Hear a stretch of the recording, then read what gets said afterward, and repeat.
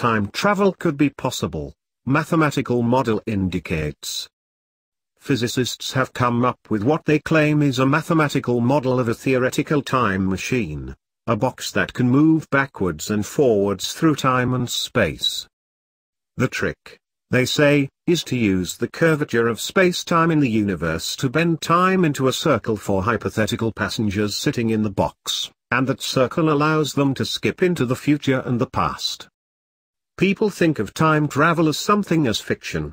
And we tend to think it's not possible because we don't actually do it, says theoretical physicist and mathematician, Ben Tippett, from the University of British Columbia in Canada. But, mathematically, it is possible. Together with David Tsang, an astrophysicist at the University of Maryland, Tippett has used Einstein's theory of general relativity to come up with a mathematical model of what they're calling a traversable causal retrograde domain in space-time.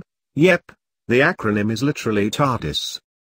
But before we get into the madness of legit time travel, let's put this into perspective real quick. The researchers aren't claiming to have a blueprint for a Doctor Who-style timed machine that can be built tomorrow.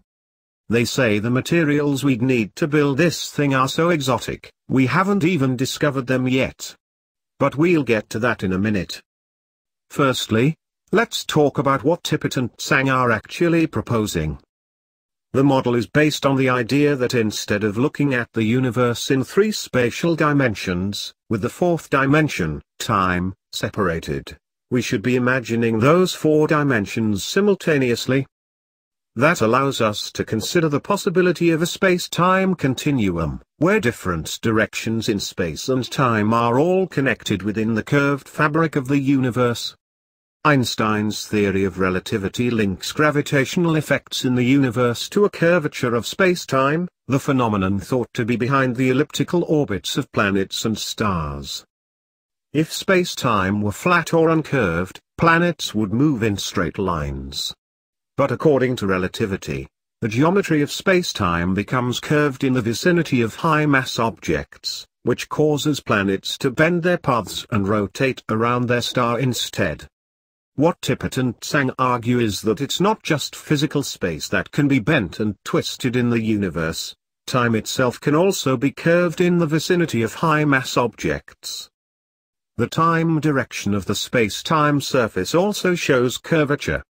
There is evidence showing the closer to a black hole we get, time moves slower, says Tippett. My model of a time machine uses the curved space-time to bend time into a circle for the passengers, not in a straight line. That circle takes us back in time. In order to harness this theoretical property, the physicists propose creating a kind of bubble of space-time geometry, which carries whatever's inside it through space and time along a large circular path. If this bubble can hit speeds greater than the speed of light, something the pair say is mathematically possible, this would allow it to move backwards in time. It is a box which travels forwards and then backwards in time along a circular path through space-time, the researchers explain in their paper. Delighted external observers would be able to watch the time travelers within the box evolving backwards in time, unbreaking eggs and separating cream from their coffee. You can see the basic idea in the image, with a passenger inside the bubble, timed machine, person A, and an external observer standing beside it, person B. The arrow of time, which under normal circumstances, in our universe, at least, always points forward, making the past become the present, is represented by the black arrows. Both person A and person B will experience time in dramatically different ways, the researchers explain. Within the bubble, A will see the B's events periodically evolve, and then reverse. Outside the bubble, observer B will see 2 versions of A emerge from the same location, one's clock hands will turn clockwise, the other counterclockwise. In other words, the external observer would see 2 versions of the objects inside the time machine, one version evolving forwards in time, the other backwards. While Tippett and Tsang say the maths is sound, the problem now is we don't actually have the right materials to build what they're proposing. While is it mathematically feasible, it is not yet possible to build a space-time machine because we need materials, which we call exotic matter, to bend space-time in these impossible ways. But they have yet to be discovered, says Tippett.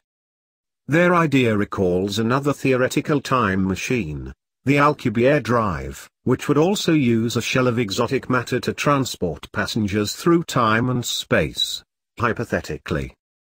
Both ideas can't go very far without some idea of how to actually produce these space-time bending materials, but as Tippett points out, we're never going to stop wondering about the possibilities of time travel, and this is just one more direction we can take this mind-bending physics. Studying space-time is both fascinating and problematic, he says. Experts in my field have been exploring the possibility of mathematical time machines since 1949, and my research presents a new method for doing it. The research has been published in Classical and Quantum Gravity,